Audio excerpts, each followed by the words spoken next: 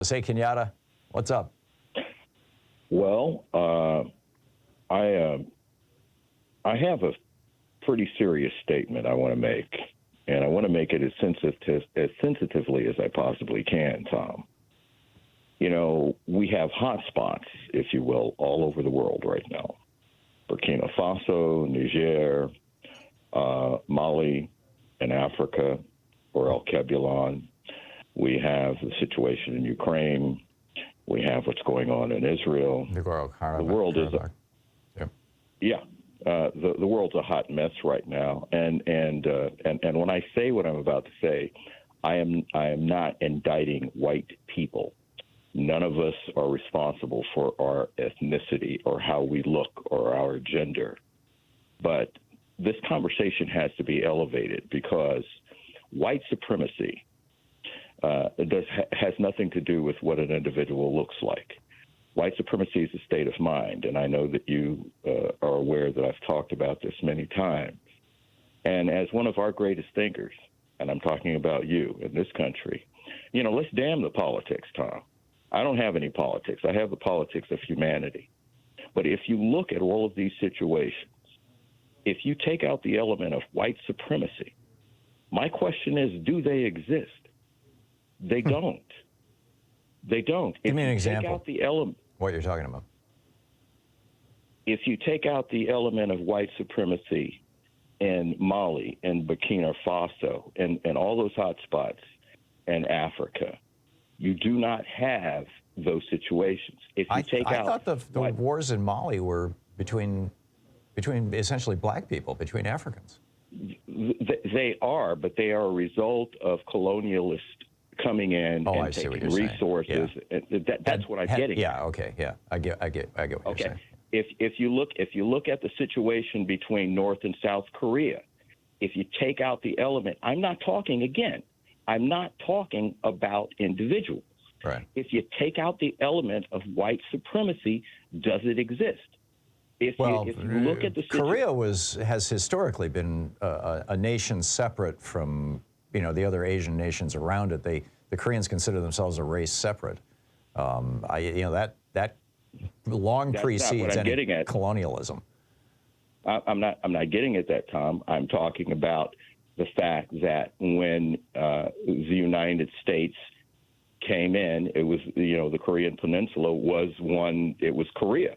Yeah. Now you have North and South. You have the same situation in Israel.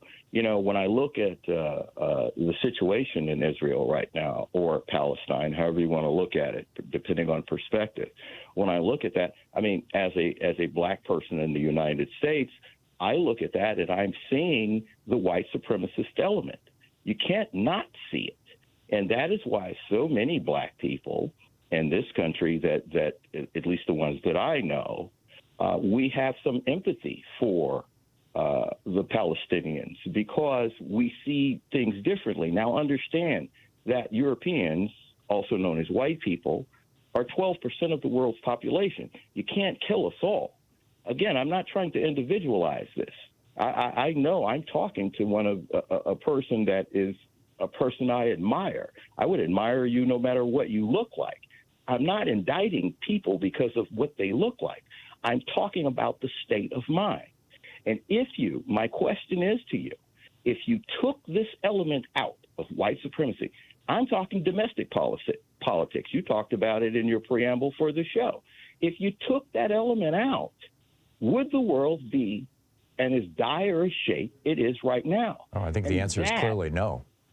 I agree with you. No, it would not. And that's what I'm hoping. Yeah, from the doctrine of discovery forward. Yeah, absolutely. And long before that, for that matter. But yes. And that's what I want for humanity to get to. Yeah. That's what has to be stamped out.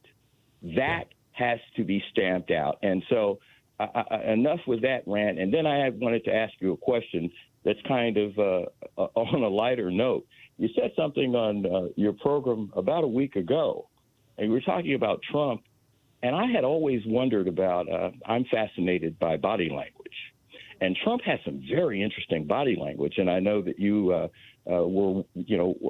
a psychotherapist, or you once were, and so you're familiar with the importance of body language. And I had always, when he brackets his hands, I had always wondered what that was, and I had tried to find a way to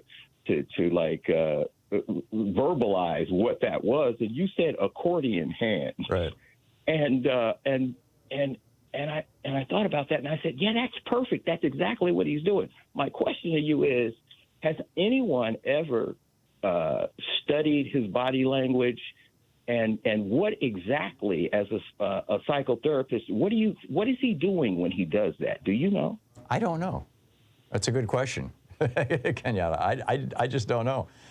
It's kind of a tick of his. It is. And I think that it goes back to his salesman days, where he's essentially, the gesture is essentially, I have something here and I'm offering it to you, right, with his hands. And this is a common thing that you see with people who are trying to convince people of other things, and particularly trying to sell people other things.